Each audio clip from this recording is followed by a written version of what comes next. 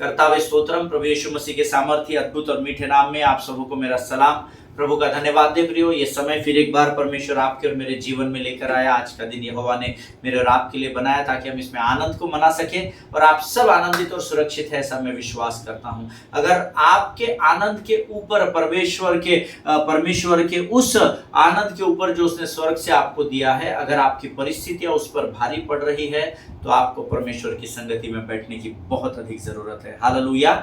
जब जीवन की परिस्थितियां, जीवन की कठिनाइयां परमेश्वर के आनंद को हमसे छीन कर ले जाती है तो हमको अपने आप को जांचना जरूरी है। हालेलुया। क्योंकि हमको हर बार खुद को यह स्मरण दिलाना है कि युद्ध हमारा नहीं, युद्ध यहोवा का है और उसको अनुमति दे कि वो आपके लिए युद्ध को लड़ सके। हालेलुया। आप विश्वास की ढाल को लेकर स्थिर खड़े रहे और परमेश्वर की आशीषों का, है ना, सिर्फ आशीषों का अनुभव आपको और मुझे करने के लिए यहाँ भेजा गया है। चुपचाप खड़े रहो, ऐसा प्रभु के वचन में लिखा है। डरो मत, चुपचाप खड़े रहो, खुदा की नजात के काम देखो, ये प्रभु का वायदा है। हालेलुया, आमीन। प्रभु का धन्यवाद हो। मैं आपसे क्षमा चाहता हूं कि मैं पिछले 4-5 दिनों से सरमन्स को अपलोड नहीं कर पाया। बहुत सारे लोगों के मुझे ईमेल्स आ रहे थे, फोन कॉल्स आ रहे थे, पर मैं महाराष्ट्र और गुजरात में लगातार सेवकाई में व्यस्त था और मुझे समय नहीं मिल पा रहा था, क्योंकि जिन लोगों के साथ मैं था वो रात भर सुबह 5-5 बजे तक हम लोग बैठकर प्रभु के राज्य की बढ़ाने की योजनाओं को तैयार कर रहे थे और उस कारण मैं समय नहीं निकाल पाया। लेकिन आज प्रभु ने फिर मुझे सुरक्षित लेकर आया और यह मौका दिया, इसलिए मैं प्रभु का धन्यवाद देता हूं। पिछले कई दिनों से हम लोग ऑफेंस वर्सेस फॉरगिवनेस, यूसुफ के जीवन के द्वारा क्षमा की बातों को सीख रहे हैं और पिछले 7-8 दिनों से हम लोग लगातार सच्ची क्षमा क्या होती है इस विषय में हम अध्ययन कर रहे हैं। 3-4 बातें जो मेरे हृदय में थी, मैंने आपसे कहा था मैं आपको बांटूंगा, जो प्रभु ने मुझे सिखाई, और उस विषय में हमने कई बातों को सीख चुके हैं। आज हम उसी विषय में आगे कंटिन्यू करेंगे, लेकिन इससे पहले हम लोग कुछ वचनों को पढ़कर यहोवा का धन्यवाद करेंगे, उसका गुणानुवाद करेंगे। आज हमने पढ़ने के लिए जो वचन चुने हैं प्रियो, वो पाए जाते हैं भजन संहिता 27 और उसके पहले 6 वचनों को हम पढ़ेंगे। भजन संहिता 27, उसके पहले 6 वचन। The book of Psalms chapter 27 verses 1 to 6।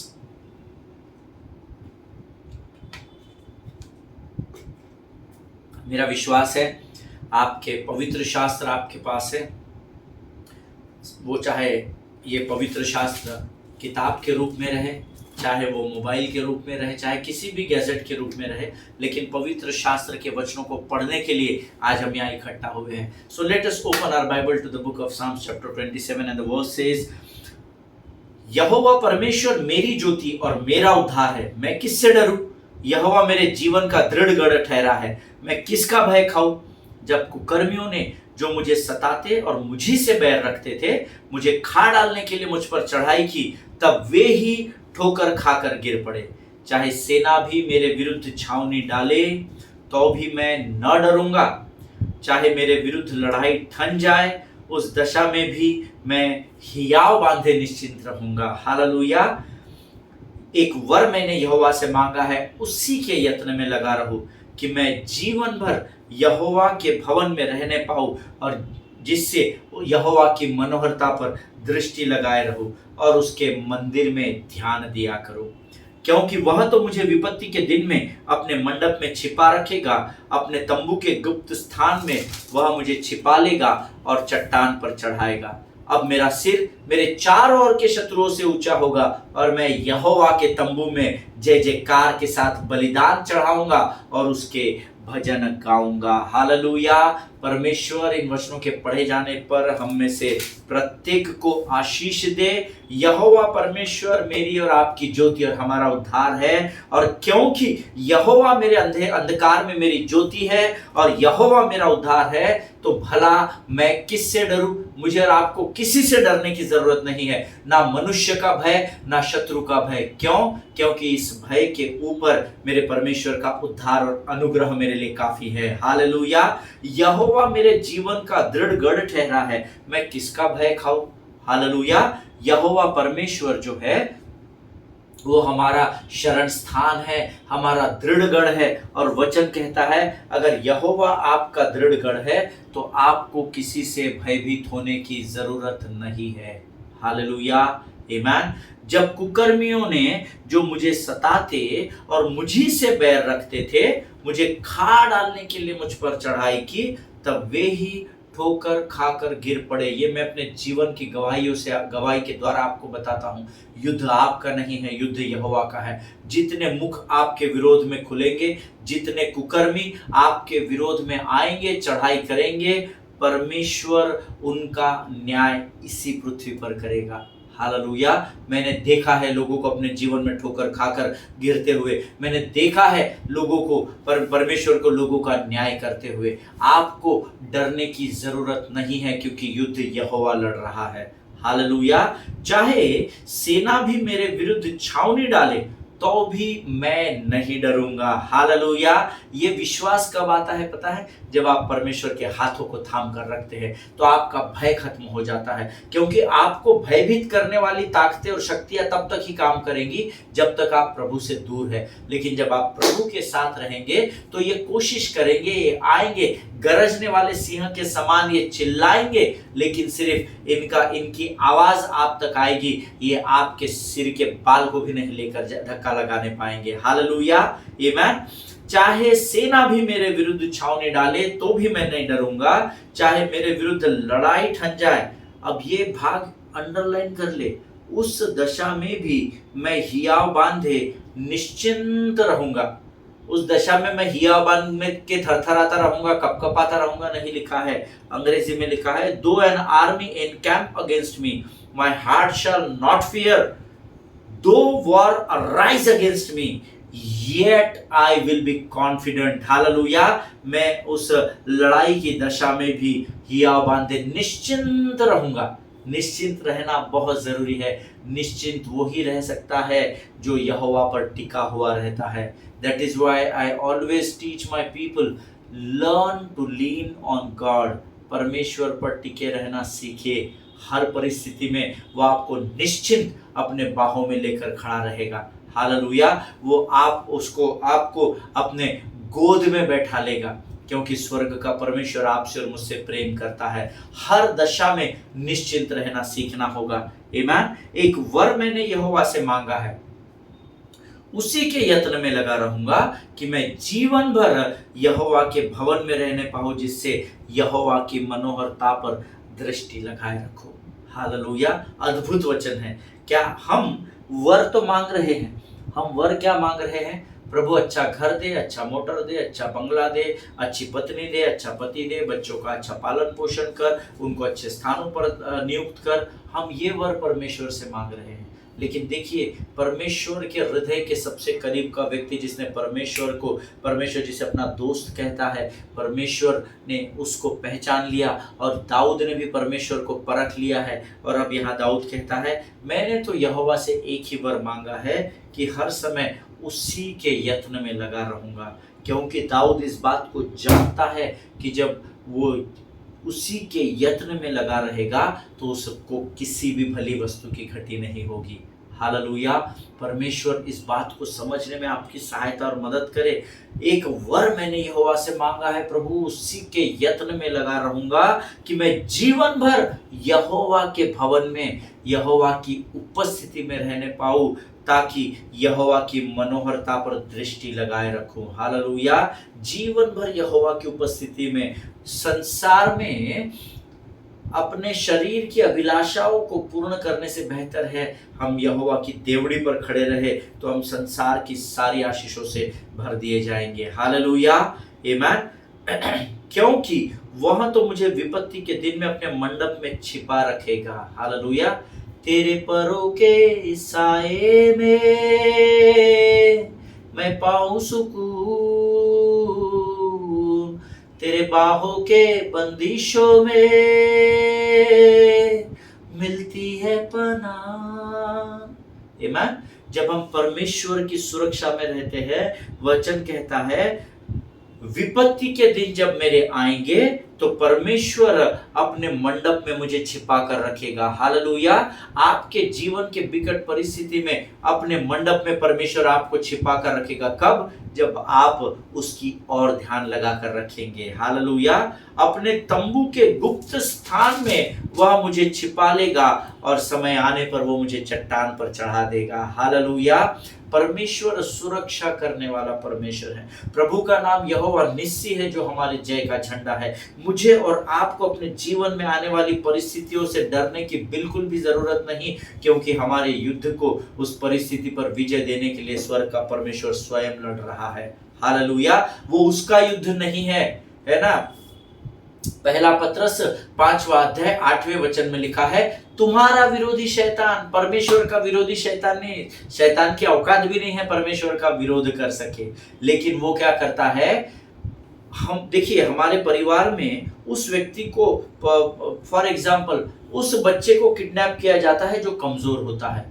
तो क्या होता है, क्योंकि उस किडनैप करने वाले को ये पता है कि बाप को किडनैप करूंगा तो वो हाथ पांव चलाएगा और मैं शायद उसके सामने मेरा बल जाता रहेगा, इसीलिए वो कमजोर कड़ी को पकड़ता है। युद्ध यहोवा का नहीं है प्रियो, युद्ध आपका और शैतान का है। लेकिन जब आप परमेश्वर को अनुमति देते हैं तो वो युद्ध आपका नहीं, now battle belongs to God. Hallelujah, amen. प्रभु इस बात में आपकी सहायता करे कि आप इस बात की गहराई को समझ सके। 6वां वचन कहता है, अब क्योंकि आपको चट्टान पर चढ़ाएगा, आप चट्टान पर खड़े हैं, यीशु मसीह की नाम पर आप खड़े हैं, उस नींव पर खड़े हैं, इसीलिए अब मेरा सिर मेरे चारों ओर के शत्रुओं से ऊंचा होगा और मैं यहोवा के तंबू में जय जयकार के साथ बलिदान चढ़ाऊंगा और उसका भजन गाऊंगा। हालेलुया। अब क्योंकि आप चट्टान पर है तो शत्रु आपके नीचे पाया जाएगा। इफिसियों में लिखा है कि आप परमेश्वर के साथ स्वर्ग में विराजमान है, अर्थात ऑटोमेटिकली शैतान आपके पांव के नीचे कर दिया गया है। हालेलुया। प्रभु इन वचनों के द्वारा आपको बड़ी बरकत और बड़ी आशीष दे। इन अद्भुत वचनों के द्वारा आज प्रभु ने हमें सामर्थ दी है, मैं विश्वास करता हूं ये समय है जब हम इन वचनों के लिए प्रभु का धन्यवाद देंगे और आने वाले हमारे बाइबल स्टडी के लिए हम अपना समर्पण परमेश्वर को करेंगे। Let us pray. धन्यवाद यीशु। आकाश और पृथ्वी के महान और जीवित परमेश्वर, हम तेरा धन्यवाद देते हैं, धन्यवाद देते हैं क्योंकि तेरी आंखें हमारी ओर लगी है। प्रभु जी, तूने आज इस वचन को पढ़ने की सामर्थ्य से हमको भरा, हम तेरे नाम का धन्यवाद देते हैं। अद्भुत रीति से तूने इन वचनों के द्वारा हमारी सहायता और मदद की और प्रभु में सामर्थ्य और बल दिया, हम तेरा गुणानुवाद करते हैं। राजा प्रभु, इस समय हम अपने शरीर, प्राण, आत्मा और बुद्धि, अपने सब कुछ को तुझे सौंपते हैं। पवित्र आत्मा तू आ, हम तुझे पुकारते हैं, तू आ हमारे जीवन पर नियंत्रण ले। प्रभु परमेश्वर पिता, हमारी सहायता कर, हमारी मदद कर, ताकि प्रभु हम तेरी इस वाणी को केवल सुनने वाले नहीं परंतु समझने वाले हो सके। हमें विचलित करने वाली, डिस्ट्रैक्ट करने वाली शत्रु की हर एक योजनाओं का खंडन हम यीशु नासरी के नाम से करते हैं। अपने आप को यीशु के लहू में सुरक्षित और महफूज करते हैं। आगे के संपूर्ण समय को तुझे सौंपते हैं और प्रार्थना को धन्यवाद के साथ यीशु नासरी के नाम से मांगते, सुन और बड़ी दया से ग्रहण कर। आमीन। हालेलुया। फिर एक बार आप सबों को मेरा सलाम। हम पिछले कुछ दिनों से लगातार ऑफेंस वर्सेस फॉरगिवनेस इस अध्ययन को सीख रहे हैं और मैं प्रभु का धन्यवाद देता हूं। परमेश्वर ने अद्भुत आशीषों और गवाहियों को लोगों के जीवन पर इस अध्ययन के द्वारा दिया है और मुझे जो गवाही आई उसके द्वारा मुझे ऐसा लगा कि मेरा इस वचन को आप तक पहुंचाना प्रभु ने सफल कर दिया। हालेलुया। पिछले दिनों में हमने सीखा था, it might be possible that you cannot control your emotions and no one can control, that is the fact of the life. Amen. अपने भावनाओं को कई बार नियंत्रित करना कठिन हो जाता है and that is it is very common. ये एक बहुत साधारण सी बात है। कई बार हम अपने इमोशंस को कंट्रोल नहीं कर सकते, but you can control how to act on it. आप भावनाओं को तो नियंत्रण नहीं कर सकते, लेकिन उस भावनाओं पर आपको कैसे एक्शन करना है, उस एक्शन को, उस क्रिया को आप कंट्रोल कर सकते हैं। कई बार हम कई जगहों पर जाते हैं, किसी के दुख को देखकर हमें बहुत दुख होता है। कई बार हमको ऐसा लगता है यार ये इतना रो रहा है, इतना दुखी है। कई बार हमारे आंसू निकलने ही वाले होते हैं, पर हम वहाँ की परिस्थितियों को देखकर नियंत्रण कर लेते हैं। और यही नियंत्रण करना मुझे और आपको परमेश्वर के राज्य की महिमा के लिए सीखना ज़रूरी है। हालेलुया।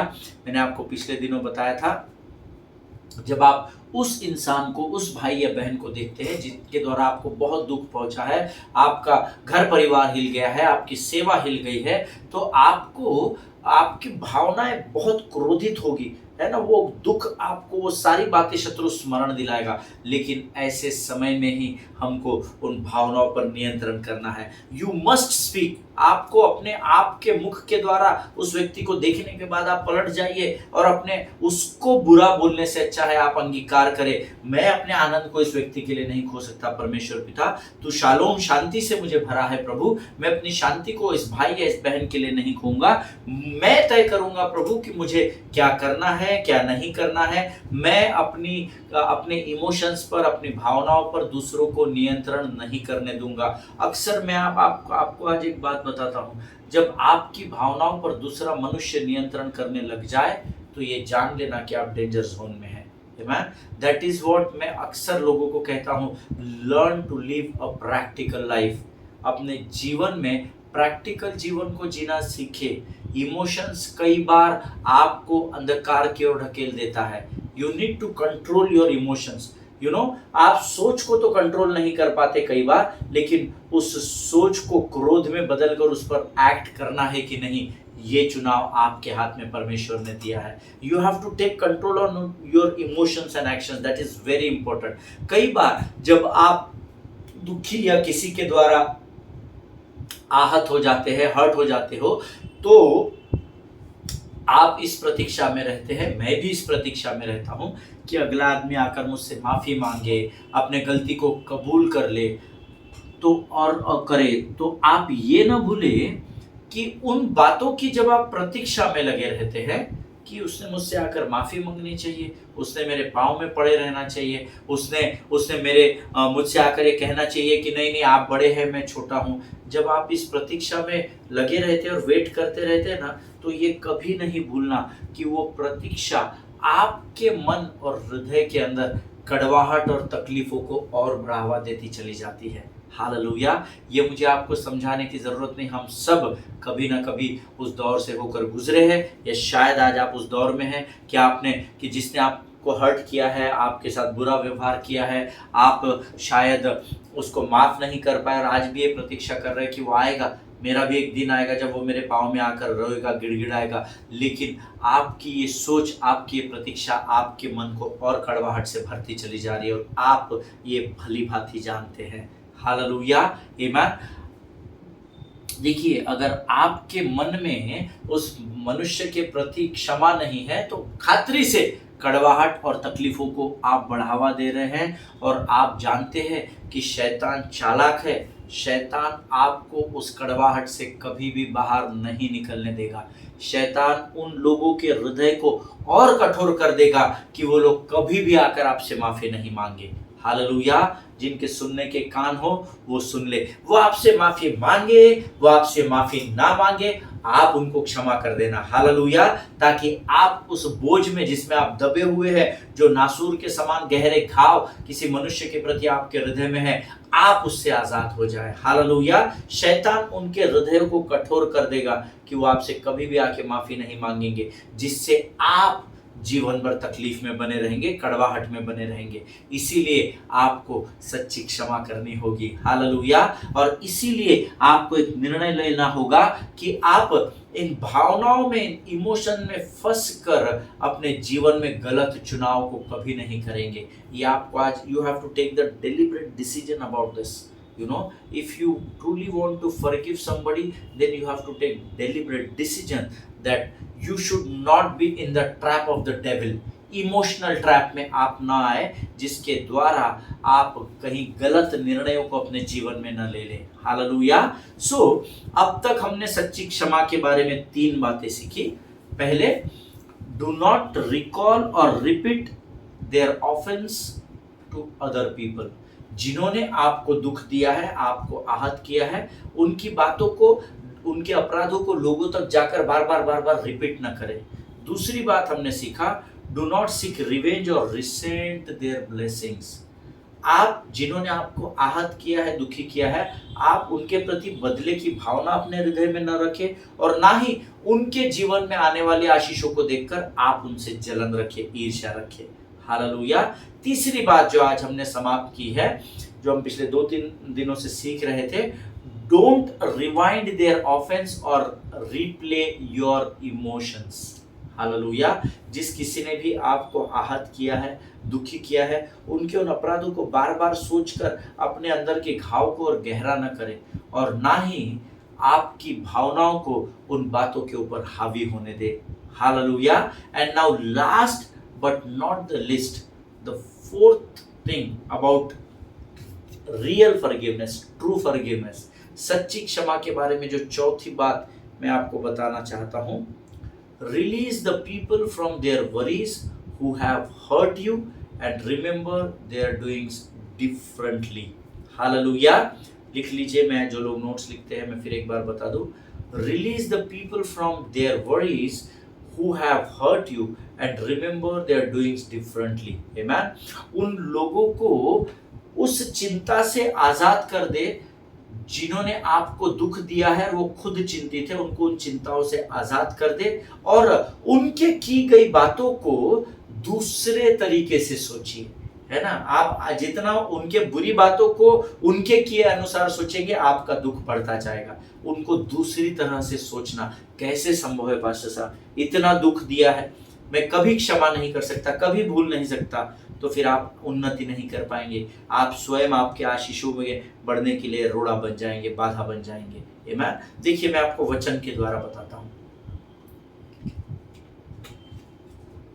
देखिए, वचन कहता है, जब यूसुफ ने अपने आप को अपने भाइयों पे प्रकट किया तो उसने उत्पत्ति की किताब उसके 45वें अध्याय में उनको कहा, वचन में लिखा है, यूसुफ ने उनसे कहा, मैं आप लोगों का भाई यूसुफ हूं, मैं वही हूं जिसे मिस्रियों के हाथ आप लोगों ने दास के रूप में बेचा था। मैंने आपको बताया 4 बार ये लोग मिस्र से कनान से मिस्र, मिस्र से कनान 4 बार आना जाना किया। केवल 42, 43, 45, 46 4 अध्यायों में लिखा है, आप पढ़िएगा। 45वें अध्याय में केवल एक बार उसने अपने भाइयों को अपनी गलतियों का एहसास कराया, जो यहाँ लिखा है, जब यूसुफ ने अपने आप को उन पर प्रकट किया तो उसने कहा, मैं तुम्हारा भाई यूसुफ हूं, तुमको स्मरण नहीं, वही यूसुफ जिनको तुमने मिस्रियों के हाथ में बेच दिया था। तब बाइबल इस बात का प्रमाण देती है, जैसे ही उनको पता चला कि अरे ये यूसुफ है, हमको तो लगा मर गया होगा, अरे बाबा, अरे बाप रे, हम तो इसके शरण में आ गए, हमको तो इससे खाना लेने के लिए हमारे बाप ने भेज दिया, जाओ तुम अन्न को मोल लेकर आओ, और अब तो ये हमें ऐसा कर देगा, वैसा कर देगा, ये तो अपना बदला ले लेगा। और ये सब सोचकर वो बहुत चिंतित और परेशान हो गए, ऐसा वचन में लिखा है। ये मैं मनगढ़ंत कहानी नहीं बता रहा, बाइबल में लिखा, आप पढ़िएगा। आप पढ़ते नहीं इसलिए आपको पासवानों की बातें मजाक लगती है, पढ़िएगा, अध्ययन कीजिएगा बाइबल का। तो यहाँ पर लिखा है कि वो बहुत चिंतित और परेशान हो गए, और मैं ऐसा सोचता हूँ शायद उस समय वो सोच रहे हैं कि अब पता नहीं यूसुफ हमारे साथ क्या बर्ताव करेगा। ये वो क्यों सोच रहे थे? क्योंकि अब यूसुफ कोई साधारण व्यक्ति तो नहीं था, यूसुफ इस पूरे पृथ्वी का सेकंड इन कमांड था, है ना। वो मिस्र का प्रधानमंत्री बन चुका था, सारे पृथ्वी में अकाल था, केवल इसके पास अन्न था। आमीन। और अब वो इसके अधिकार को सोचकर वे डर गए, वो चिंतित हो गए, अरे बाप रे, ये कहाँ था, कहाँ से कहाँ आ गया, और हम तो अब इसके शरण में आए हैं, सिर झुकाकर इसके नीचे खड़े, ये सिंहासन पर बैठा हुआ है, पता नहीं ये हमारे साथ क्या कर देगा। वो क्यों सोच रहे थे? क्योंकि यूसुफ के पास सारे अधिकार थे, वो मिस्र का प्रधानमंत्री था, और उनको अब ये एहसास हो गया था कि अब ये हमारे साथ कुछ ना कुछ बहुत ही बुरा करेगा, या तो पिटवाएगा, हाथी के पांव के नीचे डाल देगा, गर्दन कटवा देगा, कुछ ना कुछ करेगा। लेकिन तब बाइबल बताती है कि जब वे बहुत परेशान हो गए और इस बात से अत्यंत भयभीत हो गए, डर गए, ऐसा बाइबल में लिखा है, तब पवित्र शास्त्र कहता है, उत्पत्ति की पुस्तक उसका 45 अध्याय उसके 14 और 15 वचन को हम निकालेंगे। The book of genesis chapter 45 versus 14 and 15, और उसमें लिखा है, तब यूसुफ ने अपने भाई बिन्यामीन को गले लगाया और रो पड़ा, और बिन्यामीन भी रो पड़ा। तब यूसुफ ने सभी भाइयों को चूमा और उनके लिए रो पड़ा। इसके बाद भाई उसके साथ बातें करने लगे। हालेलुया। जिस डर, जिस भय में वो बंधुआई में चले गए थे, सबसे पहले यूसुफ ने उनको उस बंधुआई से आजाद किया। हालेलुया, आमीन। Bible says Joseph kissed his brothers and hugged them, and he says, let me put my arms around you. Hallelujah. मुझे गले लगने दो, because I don't want you all to live I don't want you all to live in fear of what I am going to do with you now. Amen. उसको जब ये समझ में आया, यूसुफ ने जब ये नोटिस किया कि अरे मेरे भाई तो बहुत डर गए हैं, अरे बाप रे, ये तो इनके चेहरे बता रहे हैं कि ये बहुत भयभीत हो चुके हैं। सबसे पहले यूसुफ ने उनके अंदर का डर हटाया। वो गया, अपने भाइयों को गले लगाया, उसने अपने भाइयों को चूमा और उसने भाइयों से कहा कि सबसे पहले मैं चाहता हूं कि तुम उस डर से बाहर आ जाओ। ये सोच रहे, जो तुम इस समय सोच रहे हो कि अब मैं तुम्हारे साथ कैसा बर्ताव करूंगा, मैं चाहता हूं तुम सबसे पहले इस डर से आजाद हो जाओ। और उसका प्रतीक ये था, उसका एक्शन ये था कि इतनी सारी बातें उसके हृदय में होने के बाद, उसके मन में चल रही होने के बाद, उसके बावजूद भी उसने अपने भाइयों को गले लगाया, उनको चूमा। वो उनको ये दर्शाना चाहता था कि तुम्हें मुझसे डरने की बिल्कुल भी जरूरत नहीं है। Hallelujah. This is true forgiveness. इसको बोला जाता है सच्ची क्षमा करना। हालेलुया। और ऐसा अक्सर होता है कि जब भी मेरे और आपके विरोध में कोई कार्य करता है, मुझे और आपको कोई दुख पहुंचाता है, तो हम उस पर थोड़े समय के लिए अपनी दहशत बनाकर रखते हैं ताकि वो हमेशा हमसे डरा हुआ रहे। मैंने ये अनुभव किया है, जब मुझसे कुछ गलतियां हुई तो लोग मुझे डरा कर दबा कर रखने लगे, और सच में कुछ समय के लिए मुझ पर भय था, है ना। मैं भी प्रभु का सेवक हूँ, परंतु मैं एक मनुष्य हूँ, और कुछ समय तक वो काले बादल मुझ पर मंडरा रहे थे जो मुझे कमजोर करने की कोशिश कर रहे थे। और ये अक्सर होता है कि जब कभी भी कोई हमारे विरोध में कार्य करता है या हमें दुख देता है, तो हम पर वो अपनी दहशत बनाकर रखता है, हमको वो डरा कर रखता है कि तूने गलत किया है, तू ऐसा करेगा तो तू गया, तूने वैसा किया तो मैं पास्टर को बताऊंगा, तू ऐसा करेगा तो मैं ऐसा कर दूंगा। वो हम पर अपने, we want people to get afraid of what our next move will be against them. हम सामने वाले को इतना डरा कर रखते हैं कि वो इसी चिंता में, इसी दहशत में रहता है कि अब ये क्या करेगा, अरे बाप रे, मैंने इसके साथ ऐसा गलती से कर दिया था, अब ये क्या करेगा, अरे मेरे द्वारा ये गलती हो गई, अब ये मेरे साथ क्या करेगा। हर समय वो अपनी दहशत को हम पर बना कर रखना चाहता है। हालेलुया। हम चाहते हैं कि वो हमेशा इस सोच में रहे कि ये व्यक्ति जिसने मुझे दुख दिया है, जब मैं इसके सामने आऊंगा तो वो डरा हुआ रहे, उस पर मेरा भय हमेशा बना रहे, वो मुझे दब कर रहे, है ना। अक्सर मनुष्य ये कोशिश करता है। शायद आप उस भीड़ का भाग ना हो, अगर नहीं है तो जय मसीह की, लेकिन अगर आप उस भीड़ का भाग है तो आपको ये वचन आज आपके लिए है।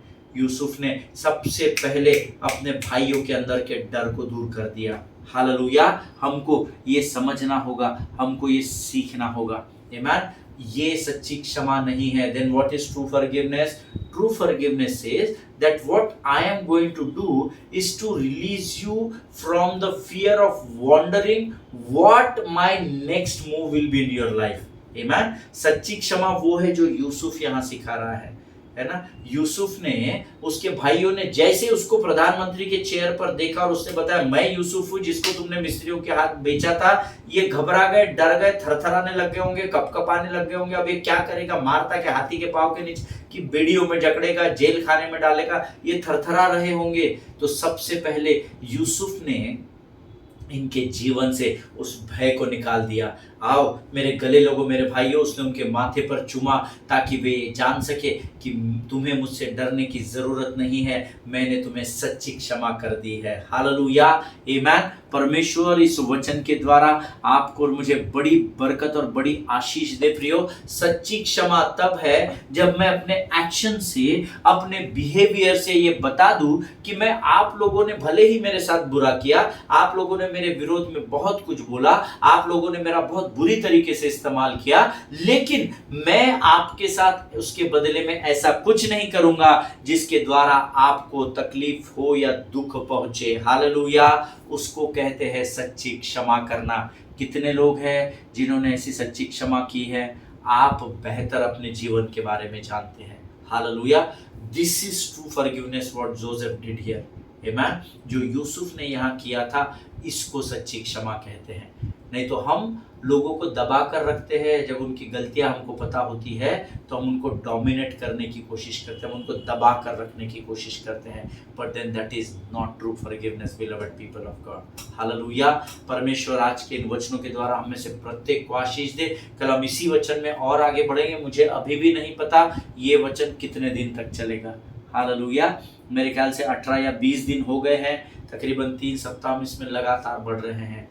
प्रभु प्रार्थना करें कि प्रभु हमको और गहराई में लेकर जाए, ताकि जब हम इस विषय को समाप्त करें तो हम सच्ची हृदय से क्षमा करने वाले प्रभु की जाति का भाग बन सके। हालेलुया। आमीन। आइए इस समय हम प्रार्थना करें और प्रभु को धन्यवाद दें। धन्यवाद और धन्यवाद और धन्यवाद देते हैं प्रभु जी, अद्भुत सुंदर वचनों के लिए। राजा, तूने आज यूसुफ के जीवन के द्वारा फिर एक बार हमारे आंखों को, आत्मिक आंखों को खोला, हमारे हृदय और मनों को तैयार किया, ताकि हम लोगों को सच्ची क्षमा करना सीख सके। राजा, जितनों ने सुना उनमें से प्रत्येक को आशीष दे, और ये भीड़ केवल वचन के सुनने वाली नहीं परंतु इस पर चलने वाली हो सके। ऐसी सामर्थ्य हम में से प्रत्येक को आशीषित कर। राजा, सच में प्रभु, आज हमने एक अद्भुत बात को सीखा है, वो हम अपने जीवन में लागू कर सके। ऐसी बुद्धि से भरकर तैयार कर। जितनों ने सुना उन्हें आशीष दे। सारी बातों में महिमा तुझको देते, अपने आप को यीशु के लोह में सुरक्षित करते हैं। विनती को धन्यवाद के साथ हमारे उद्धारकर्ता और परमेश्वर यीशु नासरी के नाम से मांगते हैं। सुन और बड़ी दया से ग्रहण कर। आमीन। हालेलुया। मेरा विश्वास है आप लोगों को प्रभु ने ज़रूर आशीष दी है। अगर आपके पास कोई प्रश्न है इस विषय को लेकर, ज़रूर आप मुझसे पूछ सकते हैं। आप मुझे फ़ोन कर सकते हैं, ईमेल में लिख कर भेज सकते हैं। मैं प्रार्थना करूंगा और ज़रूर आपके प्रश्नों का उत्तर देने की पूरी कोशिश करूंगा। आमीन। सभी को जय मसीह की। इजराइल के लिए प्रार्थना करें, भारत देश के लिए प्रार्थना करें, अपने पासवानों के लिए, उनके परिवारों के लिए ज़रूर प्रार्थना करें। वे आपके लिए दिन रात प्रार्थना करते हैं। एक दूसरे के लिए प्रार्थना करें, और जब तक हम कल मुलाकात करें तब तक स्वस्थ रहे, सुरक्षित रहे। कम से कम एक व्यक्ति को रोज गवाही दे। सभी को जय मसीह की। God bless you all.